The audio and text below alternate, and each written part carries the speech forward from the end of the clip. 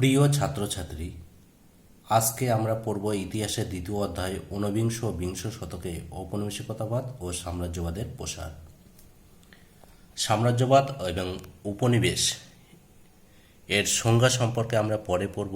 তার আগে আমরা জেনে নিই ঊনবিংশ ও বিংশ শতকের পৃথিবীতে ঔপনিবেশিক ও সাম্রাজ্যবাদী চিন্তাধারা সম্পর্কে প্রারম্ভিক ধারণা।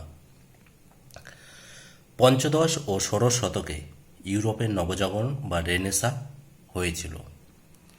এই নবজাগরণের ফলে ইউরোপে বৈজ্ঞানিক চিন্তাধারার উদয় হয়েছিল। এই বৈজ্ঞানিক চিন্তাধারা আসার ফলে ইউরোপের মানুষদের মধ্যে একটা যুক্তিবাদী চিন্তাধারা জেগে ওঠে। এই যুক্তিবাদী চিন্তাধারাকে কাজে লাগিয়ে ইউরোপের একদল বণিক ও নাবিকদের মধ্যে ভৌগোলিক অনুসন্ধান ও নৌ অভিযান প্রচেষ্টা দেখা দিল। এবার নৌ অভিযানের প্রচেষ্টায় সেই দেশের শাসকরাও কিন্তু তাদেরকে অনুপ্রাণিত করেছিল। আমরা জানি নৌ অভিযানে ইউরোপের যে দুটি দেশ সবার প্রথমে বেরিয়ে এসেছিল তা হচ্ছে স্পেন ও পর্তুগাল। আর্থিক কারণ। পৃথিবীতে সাম্রাজ্যবাদী চিন্তাধারার আরেকটি প্রধান কারণ হচ্ছে আর্থিক কারণ। আমরা একটু আগেই পড়লাম যে ইউরোপের বিভিন্ন দেশের বণিক ও নাবিকরা তারা ভৌগোলিক অনুসন্ধান ও নৌ অভিযান চালিয়ে বিভিন্ন অজানা দেশ তারা আবিষ্কার করল।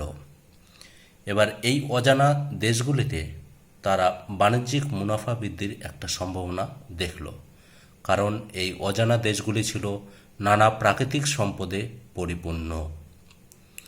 এই প্রাকৃতিক সম্পদগুলিকে তারা নিজের দেশের শিল্পের প্রয়োজনীয় কাঁচামাল হিসাবে আরোহণ করতে শুরু করল।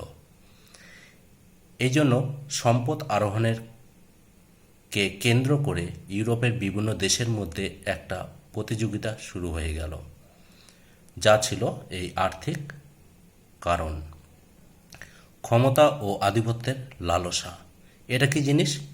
না, ইউরোপের বিভিন্ন রাষ্ট্রগুলির মধ্যে ক্রমশ আস্তে আস্তে এই অজানা দেশগুলিতে রাজনৈতিক কর্তৃত্ব প্রসারের একটা প্রচেষ্টা দেখা দিল।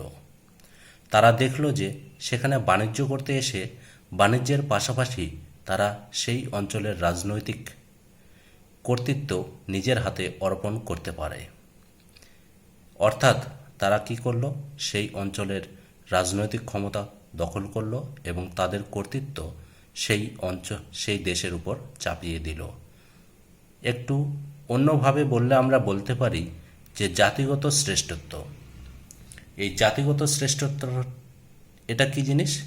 না, ইউরোপের শক্তিশালী রাষ্ট্রগুলি তা যেমন ইংল্যান্ড, ফ্রান্স, জার্মানি, তারা নিজের নিজের জাতিকেই পৃথিবীর শ্রেষ্ঠ জাতি হিসাবে বলতে শুরু করলো এবং সেই দেশের সাম্রাজ্যবাদী চিন্তাবিদরাও তাদেরকে পরিচিত করতে শুরু করলো। এবার সেই জাতিগত শ্রেষ্ঠত্ব সেটা প্রমাণ করতে হবে অন্যের দেশে সাম্রাজ্য প্রতিষ্ঠার মাধ্যমে।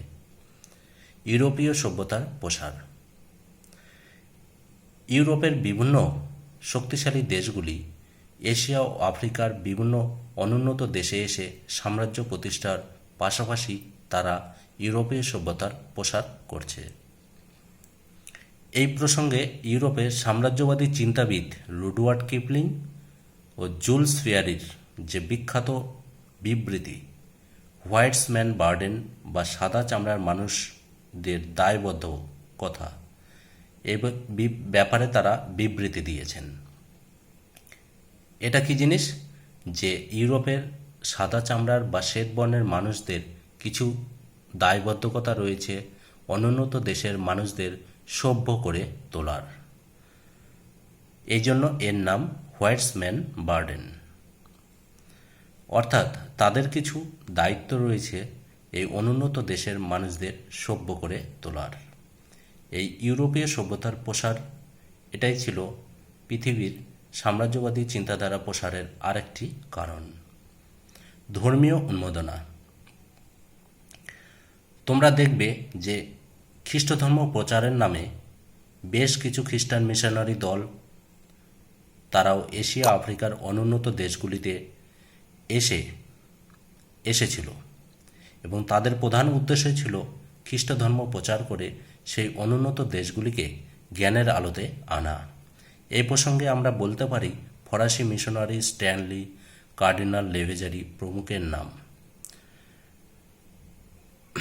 এই ধর্মীয় উন্মাদনাকে কাজে লাগিয়েছিল ইউরোপের সাম্রাজ্যবাদী শক্তির শাসকরা। শিল্প বিপ্লব। অষ্টাদশ শতকের শেষে ইউরোপের একটি যুগান্তকারী ঘটনা ছিল শিল্প বিপ্লব। তোমরা সকলেই জানো যে শিল্প বিপ্লব সর্বপ্রথম হয়েছিল ইংল্যান্ডে, তারপর যে দেশগুলিতে হয়েছিল তা হচ্ছে ফ্রান্স ও জার্মানি।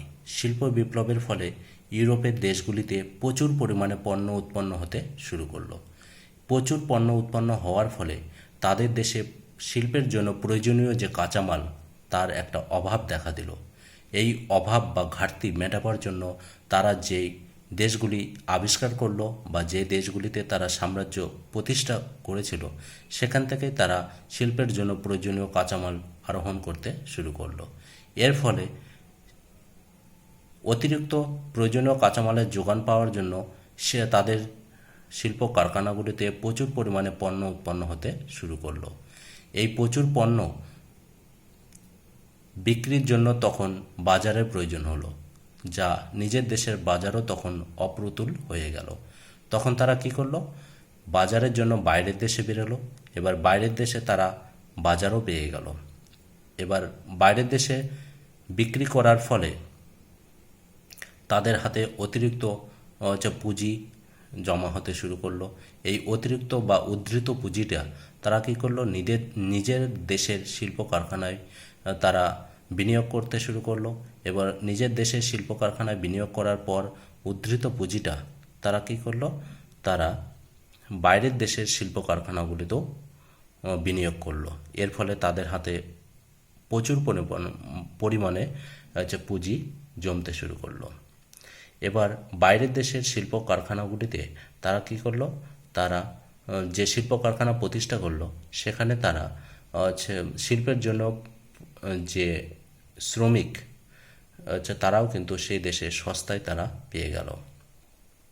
এর ফলে তাদের শিল্পের জন্য প্রয়োজনীয় এই শ্রমিকদের তারা নিজের দেশ থেকে তাদেরকে আনতে হলো না। এর ফলে তারা সেখানে সস্তায় শ্রমিকও পেয়ে গেল। এই হলো আমাদের সাম্রাজ্যবাদী চিন্তাধারার প্রারম্ভিক কারণ।